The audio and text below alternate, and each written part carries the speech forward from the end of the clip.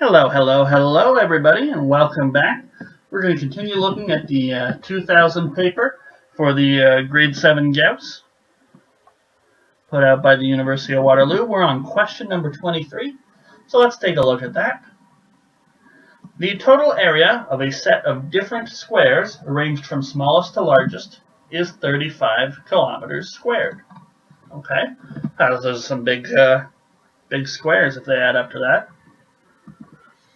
The smallest square has a side length of 500 meters. The next largest square has a side length of 1,000 meters. In the same way, each successive square has its side length increased by 500 meters.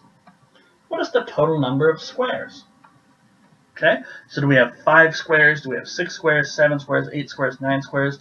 Now there's two ways I can immediately see to do this. The first would be to say, let's suppose we have X number of squares, so and then set up an equation, because the side lengths follow this very simple pattern of 500, then 1,000, then 1,500, and so on. So we would be able to set up an equation and equate it to this, and we'd be all set. Another way to do it is say, well, we have 9, at most we could have 9 squares. So let's figure out each of the possible side lengths of those 9 squares. And we'll start from smallest, and we'll at 500 meters, and then we'll add up 5 of them, the 5 smallest, and say, oh, is that 3,500 kilometers squared? If it isn't, then we would add on the 6th one and ask, is that 35 kilometers squared? And if it isn't, we would add on the 7th and ask, is that? And then if that's not, then ask, is the sum of the first 8 35 kilometers squared, and so on. And then eventually we would get through all our possibilities. And that's good, but I don't like guess and check. I would rather use some algebra and actually solve this question directly. So I'm going to say let x be the number of squares, and then I'm going to use this pattern to figure out each of the side lengths. Okay.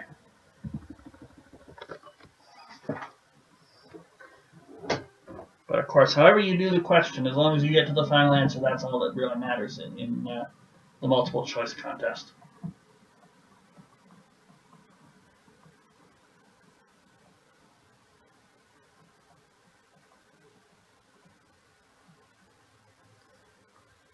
All right. So we have a small square, and it's 500 by 500. And then our next smallest square is 1,000 by 1,000, but 1,000 is just 2 times 500. Okay, so we can break him up into 4 of these smaller little guys. Then our next smallest square, well, the side lengths go up by 500 each time, so this guy is going to be 1,500 by 1,500. But 1,500 is 3 times 500. So that means I can divide the sides into 3 copies of 500, and then in total I get 9 copies of 500.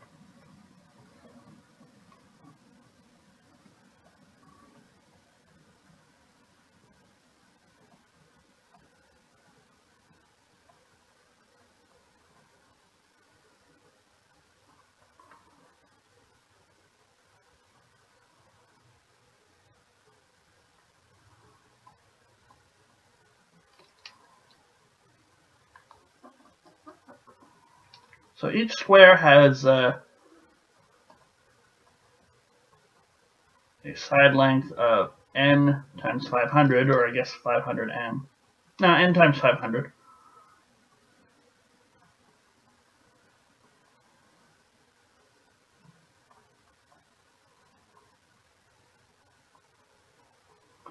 And n goes from 1 up to, well, then it goes 2, then 3, so it'll go from 1 up to x.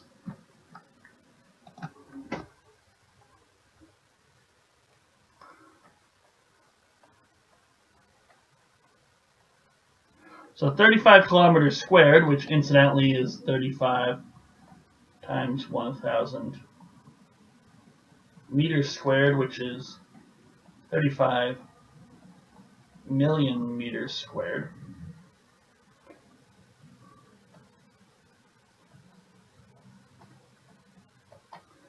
That's going to be equal to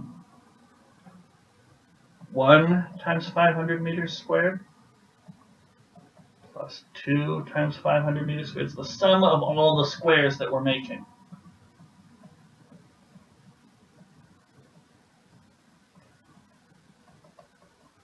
All the way up to x. So we have 1, 2, 3, 4, 5.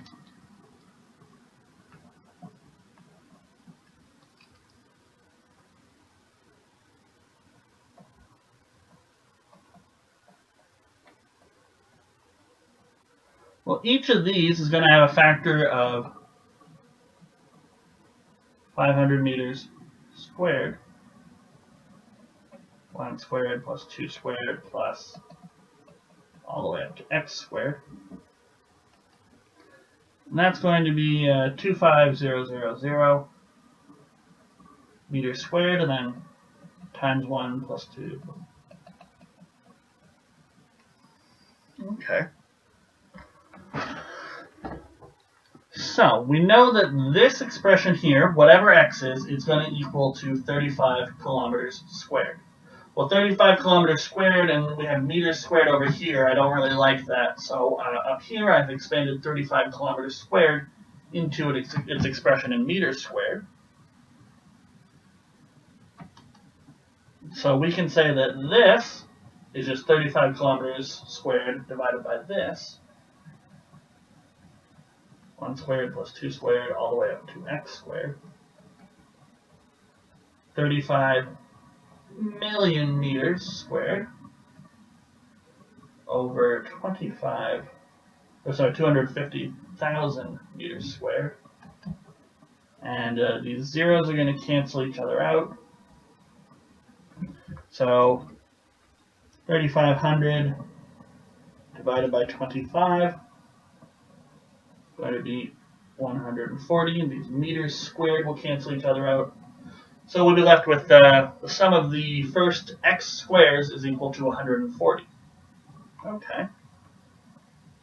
So the easiest thing to do is to start with 140 and subtract off 1 squared. We'll get 139, and then 139, subtract off 2 squared. We'll get 135, and we'll keep doing this. We know we have 1 squared. We know if we have 2 squared and 3 squared. We don't know what x is. But if we keep going in this pattern, eventually we'll get to a 0, and that'll tell us how many squares we had. That's 3 squared, so that's going to be what? 126, because that's 9. 126 minus 4 squared, well, that's 16. So that's going to be 110. 110 minus 5 squared, that's going to be 85. So we can see we have more than 5 squares because we still have room to go before we hit 0. 85 minus 6 squared, that's 85 minus 36, so that's 55 minus 6, so that's 49. And then, wouldn't you know it, 49 minus 7 squared is equal to 0.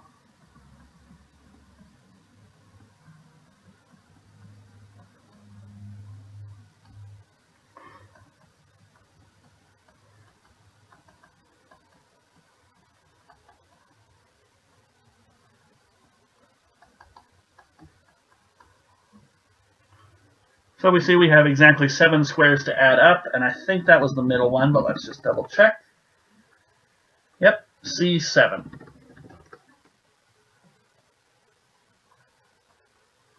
All right, so that's question 23. Let's just take another look at it.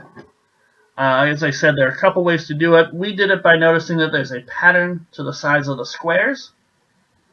We go from 1 times 500, and then 2 times 500, 3 times 500, just for the side length. So we can generalize that. If we're talking about x squares, and they go from smallest to largest, we'll be having n times 500 meters as the side length, where n starts at 1, and it goes all the way up to x, whatever x is. That's what we're trying to find, is what x is. Once we have that, we can set up an equation. We make it so that we have the same units, because comparing kilometers squared and meters squared is not very helpful. We realize each of these has a factor of 500. We take that out, and then it's just a sum of squares equals a number, and that does not take us too long to figure out what x is. So it's a good little question. I certainly enjoyed it, and we only have 2 more questions to go. So we're almost done the paper.